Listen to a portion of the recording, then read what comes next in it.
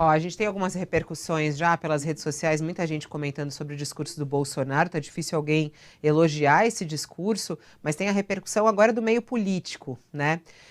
Vamos colocar aqui até na tela, porque ele mais uma vez atacou prefeitos e governadores, né? Diz que a culpa é deles e tudo mais. Bom, a gente já tem aqui a repercussão do governador do Maranhão, Flávio Dino, do PSB. Ele disse que o presidente foi desleal ao usar um trecho do seu discurso para criticar governadores, prefeitos pela gestão da pandemia do novo coronavírus. Ele voltou a criticar as medidas de distanciamento social adotadas pelos gestores locais, ignorando que elas foram respaldadas pela grande maioria da comunidade médica e científica de todo o mundo, como forma efetiva de evitar a disseminação do novo coronavírus. Isso me chama a atenção também, né, Sakamoto, que assim, o negacionismo ele ser apresentado lá dessa maneira, né? Porque é isso. E ele diz que a inflação no Brasil é culpa justamente do distanciamento social, né? Sem trazer os dados da economia brasileira reais, na verdade, né? É muito difícil isso. A questão da crise energética também, que não é citada, né? Não, ele fala até das hidrelétricas, da geração de energia limpa, só que ele esquece de falar que o governo negacionista dele ignorou o efeito, o impacto das mudanças climáticas na situação da vazão dos rios que abastecem reservatórios de água no Brasil e que, portanto, ajudou a situação que estamos hoje. O que a gente está vivendo hoje não é simplesmente por causa de uma seca causada pela laninha eventual e ponto. Né? É também consequência da gente ignorar as mudanças climáticas na gestão dos reservatórios. Se Jair Bolsonaro não tivesse ignorado isso, se Temer não tivesse ignorado, se as outras gestões não tivessem ignorado isso, o que a gente teria hoje? Uma situação mais controlada, com mais água nos reservatórios e sem o risco de apagão. O que acontece no final dessa questão da inflação é muito, muito grave essa mentira do presidente. Ele terceiriza toda a responsabilidade dele para prefeitos e governadores, como vem fazendo desde o começo, porque prefeitos e governadores tiveram a coragem de adotar a quarentena e isolamento social quando ele queria que todo mundo fosse para a rua se contaminar. Se tivéssemos obedecido Jair, não teríamos 600 mil mortes, teríamos muito mais mortos. Há projeções de mais de 1 milhão se não tivesse ocorrido o isolamento social. Agora, o que acontece é que ele fala, o preço da comida subiu por conta do isolamento. Pera lá, cara pálida.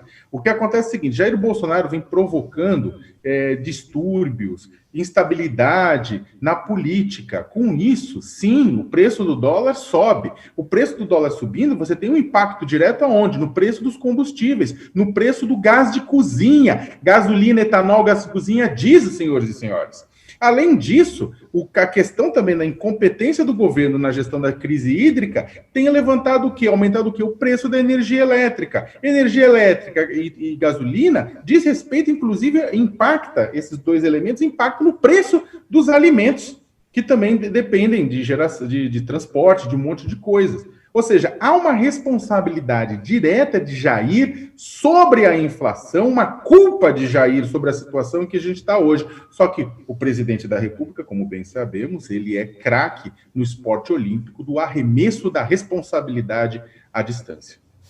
Arremesso da responsabilidade. Joel, o que você achou de ele falar mais uma vez estados e municípios? É claro que ele não ia ali assumir a responsabilidade dele na questão da pandemia no Brasil, né? E foi curioso até quando ele foi falar das mortes, né? Por Covid, ele não citou o número. Nós estamos beirando as 600 mil mortes por coronavírus no Brasil, número semelhante ao dos Estados Unidos, que hoje os dados revelaram que já o número de mortes já é maior da gripe espanhola nos Estados Unidos, quer dizer, e a gente segue aqui nessa situação no Brasil, né? É algo muito grave, né, Joel? Sem dúvida. E vamos deixar claro, ninguém espera que um chefe de Estado vá para a ONU falar mal do próprio país. Olha, realmente, a pandemia aqui, a gente está dos piores do mundo, realmente, temos uma crise hídrica, vai faltar energia, melhor não investir não, hein? É óbvio, nenhum chefe de Estado vai fazer isso, e não é para fazer isso. É preciso, na medida do possível, tentar vender uma imagem positiva e propositiva do seu país aí no palco global. Agora, não dá para adotar uma posição que simplesmente negue a realidade patente, como o Bolsonaro fez, primeiro com o meio ambiente e também agora na questão da pandemia, aderindo ao negacionismo mais deslocado. Quem que ele vai convencer disso? Os países do mundo estão observando e sabem. Medidas de isolamento foram e são essenciais para controlar a transmissão do vírus. Está comprovado isso. Então não adianta ficar lutando contra e dizendo que o tratamento precoce fez alguma diferença. Sabe-se também que a inflação de alimentos no país, a inflação de vários produtos, de combustíveis também, não tem nada a ver com políticas de governadores. E ninguém acredita quando ele tenta passar a responsabilidade, porque esse é o modus operandi dele. O que o presidente poderia fazer? Você reconhece que, olha, tem muita coisa a ser melhorada, mas estamos fazendo esforços. Estamos fazendo isso na área ambiental. Aqui na gestão da pandemia, estamos com a vacinação, o número de vacinados com primeira dose, o governo apoia isso. Eu, presidente da República, inclusive me vacinei para dar o exemplo. Inclusive a vacina é o que vai nos salvar. O Brasil tem o maior programa de vacinação do mundo. É o que o Brasil poderia estar fazendo frente a uma situação pandêmica que a gente sabe que foi muito, mas muito ruim. Tanto que a gente está nos top 10 de mortes por habitante nessa pandemia. Então o Brasil é um dos piores do mundo, infelizmente. Só que é óbvio, estamos tratando do Bolsonaro, ele jamais faria nada disso. Não existe a intenção de propor, de dar soluções, de encontrar uma saída, de melhorar algo que está ruim. Não. Existe apenas a tentativa de bagunçar, turvar o debate público, criar confusão para ter algum dividendo político e quando as consequências ruins, desastrosas, inevitáveis dessa postura surgirem, tentar culpar alguém. Mas cada vez menos gente acredita nesse discurso.